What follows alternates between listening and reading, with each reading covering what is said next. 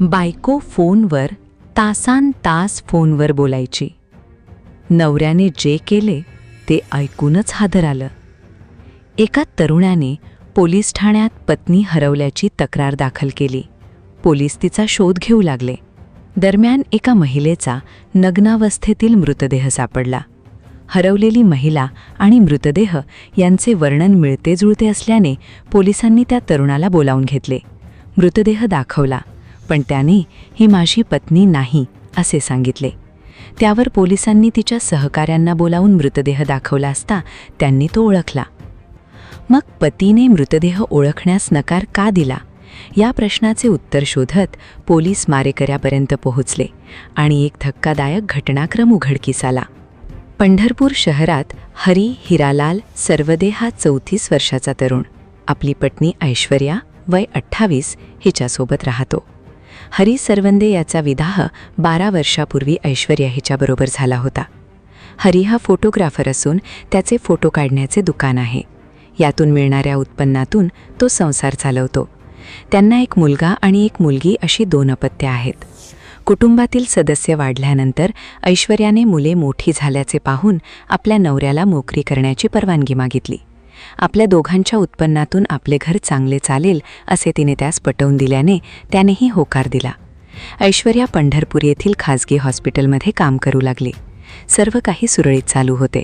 मात्र गेल्या काही वर्षापासून ऐश्वर्यामध्ये बराच बदल झाल्याचे हरीला जाणवू लागले. आत्तापर्यंत ती पतीबरोबर प्रेमाने व आदराने बोलत असे. त्याच्या व्यतिरिक्त फोनवर कुणाशी बोलत नसे. पण आता सगळे उलट घडत होते. शरीर सुखाबाबतही ती त्याला टाळू लागली होती. ती नोकरीवर असताना तिला अधूनमधून फोन केल्यास ती कुणाशी तरी बराच वेळ बोलत असल्याचे समजून येत होते. तिचा फोन एंगेज लागत असायचा. यावरून हरी सरवदे याला तिच्याबद्दल संशय येऊ लागला. तिचे नक्कीच बाहेर कुणाशी तरी लफडे चालू असावे असे त्याला वाटू लागले. एके दिवशी हरी सरवदे याने ऐश्वर्याच्या मोबाईलची पाहणी केली असता ती एका तरुणाशी चॅटिंग करत असल्याचे त्याला आढळून आले. तिला विश्वासात घेऊन याबद्दल विचारले असता तिने एका तरुणाबरोबर आपले प्रेम प्रकरण असल्याचे कबूल केले. पण तिने त्याचे नाव गाव सांगण्याचे टाळले. यावर हरी सरवदे याने हे प्रेम प्रकरण तोडून टाके असे सांगितले. आपल्याला 2 मुले आहेत, यामुळे हे वागणे बळी नव्हे असे सांगितले. मात्र तिने याकडे दुर्लक्ष केले. ती प्रेमात वाहवतच निघाली. 3-4 दिवस ती त्याच्याबरोबर फिरायलाही जाऊ लागली. ती बाहेरगावी गेली की मुले वडिलांना विचारत, आई कुठे आहे? यावर तो काही बोलू शकत नसे. हताश मनाने तो मुलांकडे पाहत असे. तो यावर काय उत्तर देणार होता? त्यामुळे ऐश्वर्याबद्दल त्याच्या मनात चीड निर्माण होऊ लागली. समजावून सांगितले तरी ती ऐकत नव्हती. या कारणावरून घरात भांडणे होऊ लागली. ती मात्र कोणताही मागचा पुढचा विचार न करता प्रियकराबरोबर फिरायला जात असे. याचा राग हरी सरवदेला येऊ लागला. आता तो यावर जालीम उपाय केला पाहिजे याचा विचार करू लागला. 7 मार्च 2026 रोजी हरी आणि ऐश्वर्याचे जोरदार भांडण झाले.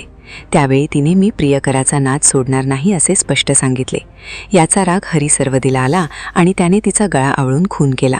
हे सारे घरातच घडले होते. मृतदेह घरातच होता. फार वेळ तो असाच ठेवणे योग्य नव्हते. त्याची कशी विल्हेवाट लावायची याचा तो विचार करू लागला. दुसऱ्या दिवशी त्याने तो मृतदेह नेऊन पुरला. मात्र तो खड्डा जास्त खोल नव्हता. कदाचित कुत्र्यांना याचा वास लागला तर ती मृतदेह उकरून बाहेर काढतील आणि सारा डाव फसेल अशी भीती त्याला वाटू लागली. म्हणून त्याने रात्रीच्या वेळी त्या ठिकाणी जाऊन मृतदेहाच्या अंगावरचे कपडे काढले आणि नग्नावस्थेतील तो मृतदेह दुचाकीवर ठेवून गुरसाळे गावातील एका पुलाखाली नेऊन टाकला. तो जागेवर आहे का नाही याची पाहणी तो 2 दिवस करत होता. त्यानंतर त्याने पोलीस ठाणे गाठले. 2 दिवसांपूर्वीच म्हणजे मंगळवार 10 मार्च 2026 रोजी ऐश्वर्या ही कामास जाते म्हणून घरातून बाहेर पडली, पण ती घरी परतलीच नाही.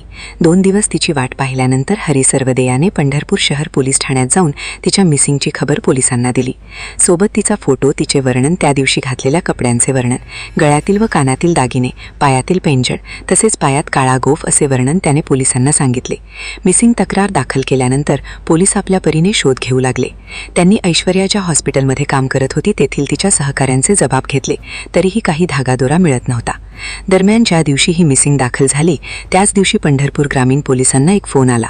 तो फोन गुरसाळे गावच्या पोलीस पाटीलांचा होता. गुरसाळे गावातील रस्त्याच्या पुलाखाली एका महिलेचा नग्नावस्थेतील मृतदेह पडल्याची माहिती त्यांनी ग्रामीण पोलिसांना दिली. तो मृतदेह कुजलेल्या अवस्थेतील होता, त्यामुळे तो ओळखू येत नव्हता. तिच्या गळ्यात व कानात दागिने होते. दोन्ही पायात पैंजण आणि एका पायात काळ्या रंगाचा गोफ बांधलेला होता. या मृतदेहाचा आणि घटनास्थळाचा पंचनामा करून पंढरपूर ग्रामीण पोलीस मृतकाची ओळख पटवण्याच्या कामी लागले. याबाबत पंढरपूर ग्रामीण पोलीस ठाण्याच्या अधिकाऱ्यांनी पंढरपूर उपविभागीय पोलीस अधिकारी प्रशांत डगळे यांच्या कार्यालयातील पोलीस कर्मचारी सूरज हेंबाडे यांना या मृतदेहाबाबत माहिती देऊन या मृतकाची ओळख अजून पटलेली नाही असे सांगितले. सूरज हेंबाडे यांना पंढरपूर शहर पोलीस ठाण्यात याच वर्णाची ऐश्वर्या सर्वदे हिची मिसिंग दाखल असल्याची माहिती होती, म्हणून सूरज हेंबाडे यांनी उपविभागीय अधिकारी प्रशांत डगळे यांना याबाबतची सर्व माहिती दिली. तेव्हा उपविभागीय अधिकारी प्रशांत डगळे यांनी सांगितले की मृतदेहाचे वर्णन आणि दाखल झालेल्या मिसिंग महिलेचे वर्णन तपासून घ्या आणि त्यानंतर तपासाची दिशा ठरवू. त्यानुसार सूरज हेंबाडे यांनी दोन्ही पोलीस ठाण्यात जाऊन मृतदेहाची आणि मिसिंग महिलेचे वर्णन घेतले. मृतदेहाच्या गळ्यातील, कानातील दागिने, पायातील पैंजण आणि काळा गोफ आणि मिसिंग महिलेबाबत तिच्या दागिन्याचे केलेले वर्णन सारखेच असल्याचे आढळून आले.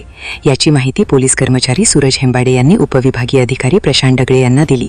त्यानंतर या प्रकरणाचा तपास उपविभागीय अधिकारी प्रशांत डगळे यांनी स्वतःकडे घेतला. त्यानंतर पंढरपूर शहर पोलीस ठाण्यात मिसिंग दाखल करणाऱ्या हरी सर्वदे याला बोलावून घेतले आणि मृतदेह दाखवला, पण त्याने तो मृतदेह आपल्या पत्नीचा नसल्याचे सांगितले. वर्णन तर मिळते जुळते होते, पण हरी सर्वदे मात्र मृतदेह आपल्या पत्नीचा नसल्याचे सांगत असल्याने पोलिसांना पुसटची शंका आली. त्यांनी ऐश्वर्या काम करत असलेल्या हॉस्पिटलमधील तिच्या मैत्रिणींना बोलावून घेतले आणि तो मृतदेह दाखवला असता त्यांनी पायातील काळ्या गोफावरून आणि गळ्यातील दागिन्यावरून तो मृतदेह ऐश्वर्या सर्वदे हिचा असल्याचे खात्रीपूर्वक सांगितले. यावरून पोलिसांना हरी सर्वदे याचा संशय येऊ लागला. पोलिसांनी आता तांत्रिकदृष्ट्या तपास करण्याचे ठरवले. त्यांनी पपी हरी सर्वदे आणि ऐश्वर्या सर्वदे यांचे मोबाईल नंबर घेतले. दोघांनी कोणाकोणाला फोन केले याची पाहणी केली असता ऐश्वर्याने पतीपेक्षा दुसऱ्या नंबरवर अनेकदा फोन केल्याचे आणि त्या व्यक्तीशी जादा वेळ बोलत असल्याचे पोलिसांच्या निदर्शनास आले. पोलिसांनी त्या नंबरधारक तरुणाला ताब्यात घेतले. त्याची कसून चौकशी केली असता त्याने आपले ऐश्वर्यासोबत प्रेम प्रकरण असल्याचे कबूल केले. तसेच आम्ही बऱ्याच वेळा बाहेरगावी फिरायला गेल्याचेही सांगितले. त्या तरुणाकडून मात्र खुनासंदर्भात काहीच माहिती मिळू शकली नाही. त्यानंतर पोलिसांनी ऐश्वर्याचा पती हरी सर्वदे याला कार्यालयात बोलावून घेतले आणि त्याची चौकशी केली. त्याची एकूण उत्तरे ऐकता हरी सर्वदे काहीतरी लपवत असल्याचे आणि तो आपल्याला उडवाउडवीची उत्तरे देत असल्याचे पोलिसांच्या लक्षात आले. तेव्हा पोलिसांनी त्याला सरळ प्रश्न केला, तू गुरसाळे येथे सापडलेला मृतदेह ऐश्वर्याचा असूनही तो ओळखण्यास का नकार दिला? यावर त्याला काही बोलता आले नाही. दुसरा प्रश्न पोलिसांनी विचारला, ऐश्वर्या गायब झाली त्या दिवशी तू कोठे कोठे होतास? यावरही त्याला समाधानकारक उत्तर देता आले नाही. तिसरा प्रश्न विचारताच मात्र त्याला समजून आले की आपण जे काही लपवतो ते पोलिसांना समजून आले आहे. तो प्रश्न होता, तुझी पत्नी तुला फोन करण्याऐवजी त्या तरुणाला का फोन करत होती आणि त्याच्याशी इतका वेळ काय गप्पा मारत होती? या प्रश्नाने हरी सर्वदे याला गुन्हा कबूल करावाच लागला. त्याच्या डोळ्यात पाणी आले. साहेब, ऐश्वर्याचा गळा दाबून मीच खून केला आणि नग्न करून गुरसाळे येथे टाकला. अखेर खुनाला वाचा फुटली. पत्नीचा खून करून तो लपवणाऱ्या हरी सर्वदेला पोलिसांनी अटक केली. त्याला न्यायालयात उभे करून पोलीस कोठडी घेण्यात आली. पोलीस कोठडीत सविस्तर माहिती जाणून घेण्यासाठी पोलिसांनी कसून चौकशी केली. तेव्हा त्याने सारा घटनाक्रम उलगडून सांगितला. 2 दिवसानंतर ऐश्वर्या मिसिंग असल्याची तक्रार दिली. मृतदेह कुजला असल्याने आणि तिच्या अंगावरचे कपडेही काढल्याने तो मृतदेह कोणाला ओळखू येणार नाही, म्हणून तो अशी त्याला खात्री होती. आपली नेहमीची कामे बिनधास्तपणे करत होता. मिसिंग दाखल करून तो बिनधास्त होता. आता सारे काही पोलीस पाहून घेतील. मृतदेह सापडला तर तो ओळखू येणारच नाही आणि ओळखत असला तरी आपण ओळखायचा नाही हे त्याने मनाशी पक्के ठरवले होते. इकडे मुलेली त्याला आपली आई कुठे गेली असे विचारत होती, तेव्हा तो ती फिरायला गेल्याचे मुलांना सांगत होता. अखेर मिसिंग दाखल केली त्या दिवशीच गुरसाळे गावात तो मृतदेह सापडला. मृतदेहाची अवस्था ओळखू न येण्याजोगी होती, तरीही पोलिसांनी आपल्या पद्धतीने त्या मृतदेहाची ओळख पटवली आणि अखेर पोलिसांना सत्य उलगडण्यात यश आले. सत्याला अखेर वाचा फुटतेच, तसेच या ठिकाणी झाले. जे सत्य हरी लपू पाहत होता ते मात्र त्याला सांगावेच लागले. या प्रकरणांचा तपास पोलीस अधिकारी अतुल कुलकर्णी, अप्पर पोलीस अधिकारी प्रीतम यावलकर यांच्या मार्गदर्शनाखाली पंढरपूर उपविभागीय पोलीस अधिकारी प्रशांत डगळे, हेड कॉन्स्टेबल सूरज हेंबाडे, शरद कदम, सोमनाथ पाटील यांनी केला.